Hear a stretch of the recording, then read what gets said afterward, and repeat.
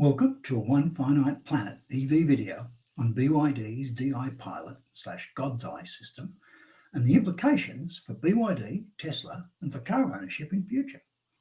Chapters are, first up, what is BYD's DiPilot/God's Eye system and why the crazy name? How in 2025 it could erode the basis of the Tesla stock price at what is a critical time for Tesla, and also create marketing mayhem for BYD.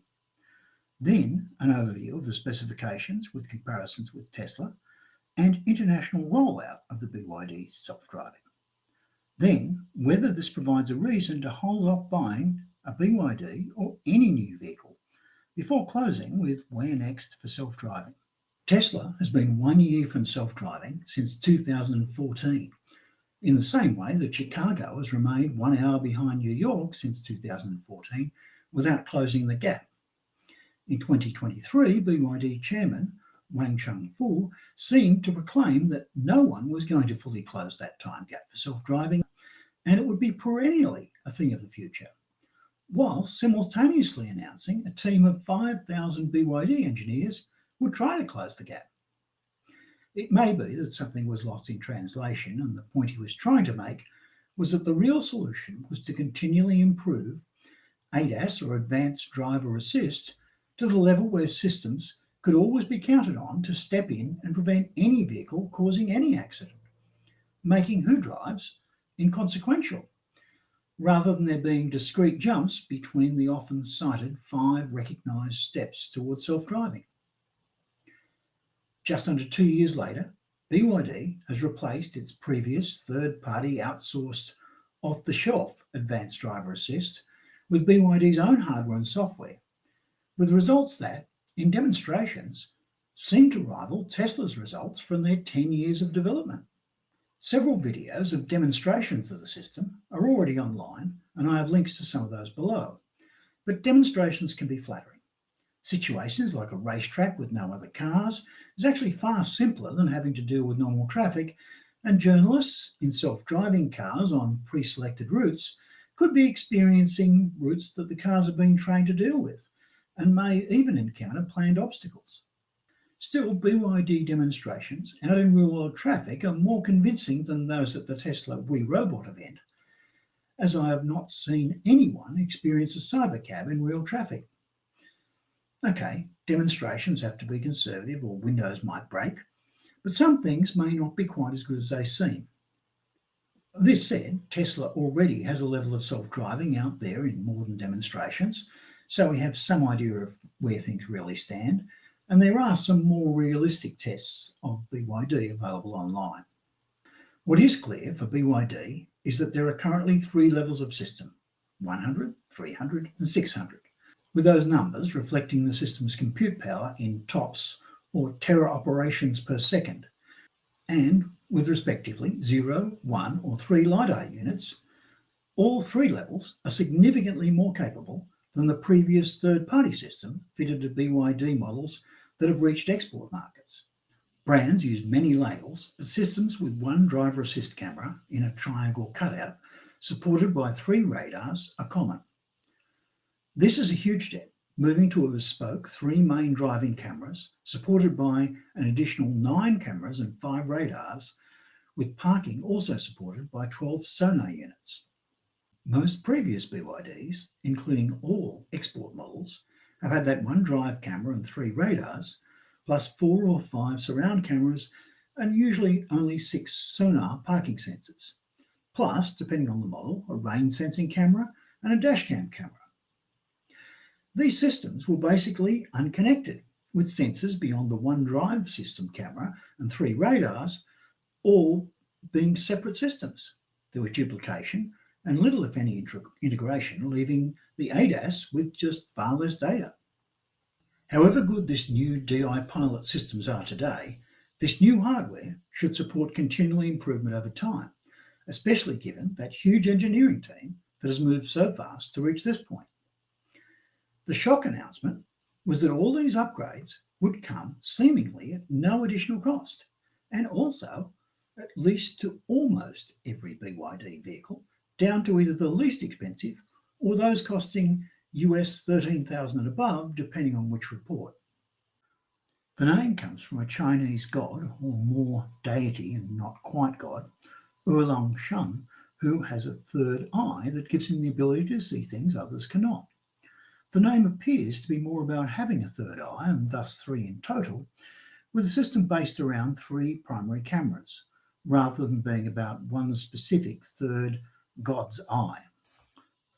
The name God's Eye makes me feel BYD is still a Chinese company that exports, rather than a global company that has China as its principal market, which I feel is what BYD needs to become.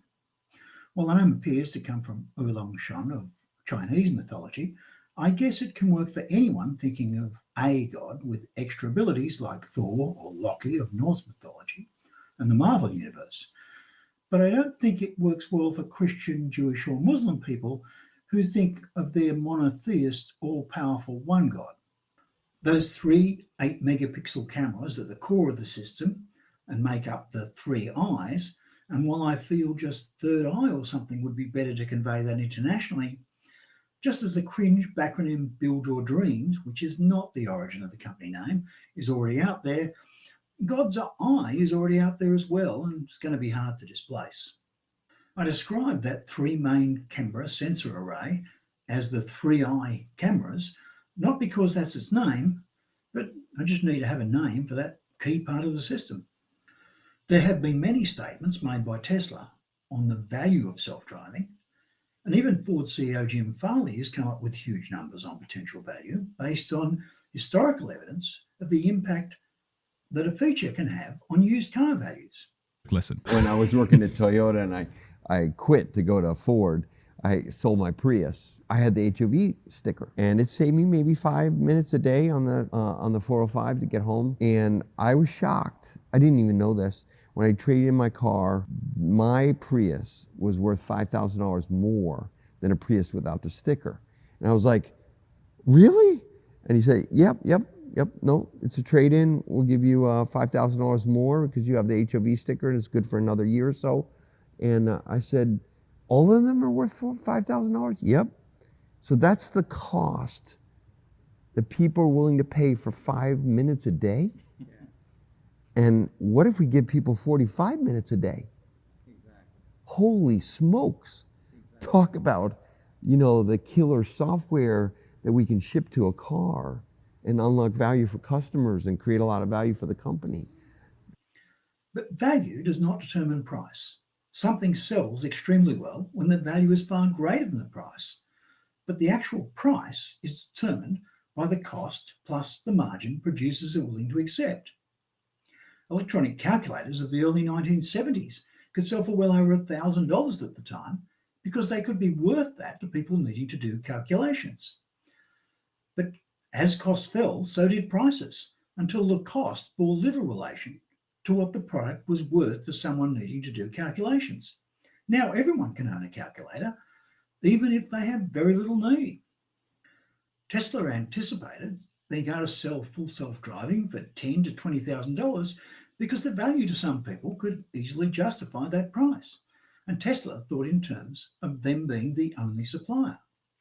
But like those early simple calculators priced at over $1,000 back in 1970, when $1,000 was a lot more than it is today, prices begin to fall when more people enter the market.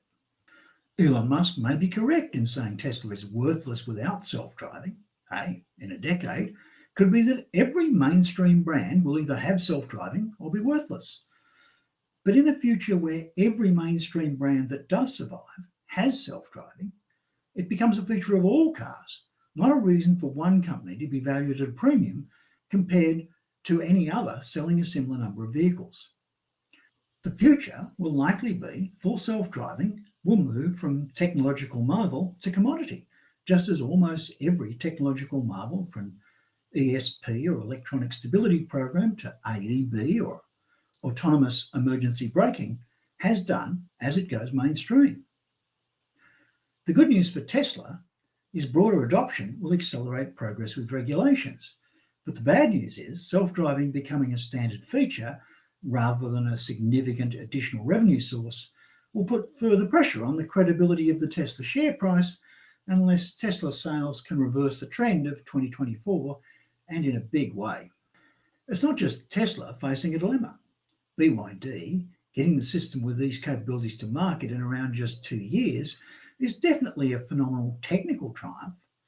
But as of now, it could be marketing mayhem by seemingly announcing the future availability for all their vehicles of such a highly significant improvement at no additional cost. Surely BYD risks the Osborne effect for all models until those models are upgraded. Okay, how should BYD release this? Consider Tesla with a new Model Y Juniper update. Firstly, they kept the imminent release secret for as long as possible, then first released a launch series with premium pricing. Once the old stock clears, it's almost certain there'll be versions of the Juniper update at a similar price to the pre-update versions. But owners of the launch edition can feel they got something special, and most people are kept happy. In China, DiPilot has already resulted in buyer protests from those who committed to buying before the announcement. That's customers being unhappy, but will it also impact sales? Too early to know, but it will depend on how quickly BYD refreshes its models. And it will be interesting to track sales of new updated vehicles such as the Shia and refreshed Atto 3 in comparison with models yet to be updated. Here in Australia, there are now 6 models on sale, and all clearly have the old third-party driving assist hardware. The revised Atto 3 is arriving at dealers in China as we speak, but is unclear when it will reach Australia.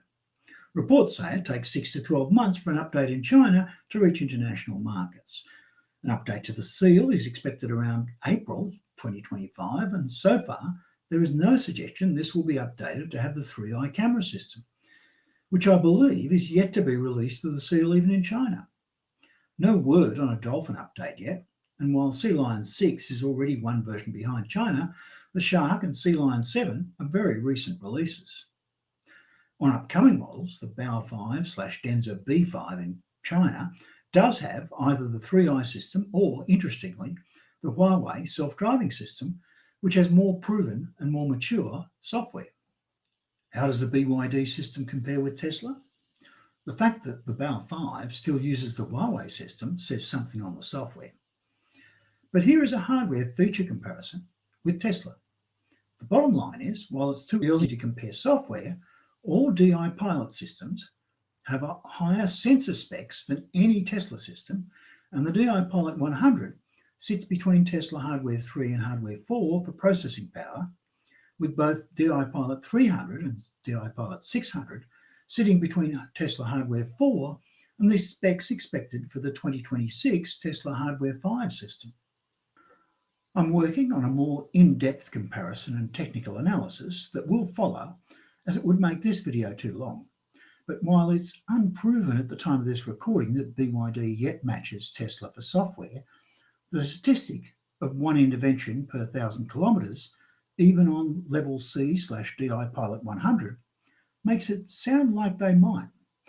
In any event, as BYD is moving so fast, have more engineers and better economies of scale, and as BYD DiPilot cars do already have the hardware, a buyer of BYD today could be confident they will find themselves with a system matching or even bettering Tesla during their ownership period. Is this a reason to delay buying a BYD? Well, I'd say yes, with the caveat that it could easily mean a delay of a year and at least a delay of 6 months just to get a better picture of what's really happening. However, recall those words of Jim Farley on the value of a specific feature of his Prius. While owners typically keep cars around 5 years, the total lifespan of a car is on average 20 years, and people expect their cars to be valued to another buyer when they finish with it and want to sell it. Already you can see videos of children in China going to school by robotaxi, and there are robotaxi services operating in both China and the USA. And in just 5 years, it seems certain all BYD cars with this hardware will have this ability, and a car without the sensors for self-driving will be obsolete by that time. Processors can be updated if brands choose to make upgrades available, but upgrading to put sensors in locations where the original vehicle had no sensor, at very least extremely expensive. BYD moving from vehicles designed to have a few specific non-integrated ADAS features to a fully integrated system with sensors capable of self-driving is a huge step and is going to make pre-God's eye cars a different category to those with the system. So yes, a reason to wait, not just before buying a BYD, but also before buying a BYD or Tesla rival, or at least one without a very well-backed self-driving system. There are still questions. It will be on every model, but does that mean every variant of every model, or will it effectively come at a premium? And there is the question of international rollout.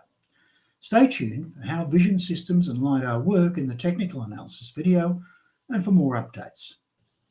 While a few other brands have promoted self-driving, prior to this announcement, it was really only Tesla placed to bring self-driving to the world stage in significant volumes. That's despite Tesla, on this and some other subjects, developing some credibility issues.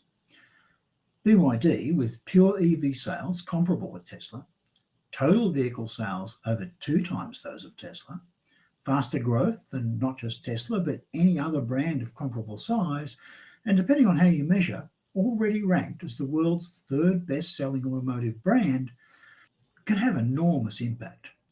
Adding BYD's self-drive capable vehicle sales to the numbers from Tesla could almost instantly more than treble the total number of self-drive capable cars being sold.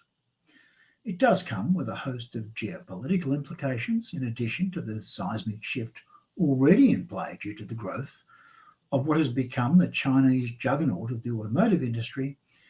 Altogether, it changes so much, it's hard to digest. I had worried that in decades to come, a human driving on a public road would be banned, but now I realise that taking it from the perspective of the ultimate in driving assistance means we can still drive. It's just the automation will have our backs to prevent mistakes. Can Toyota, VW, and Hyundai/Kia follow? Or will they take the traditional path of relying on third-party suppliers? Self-driving's still not quite fully here, but with BYD having more engineers than anyone else, it makes sense BYD could be first. The where next comes down to deployment, refinement, and updating legislation, which will lag the tech advances, but the need for legislation to progress just became far more real. Other than for people who buy a new car every year and don't care about resale, it makes sense to have the hardware in advance of legislation that will allow full use. Self-driving technology, in some ways, just became far more grown up. But there will be disruption as it crosses the finish line to mainstream deployment.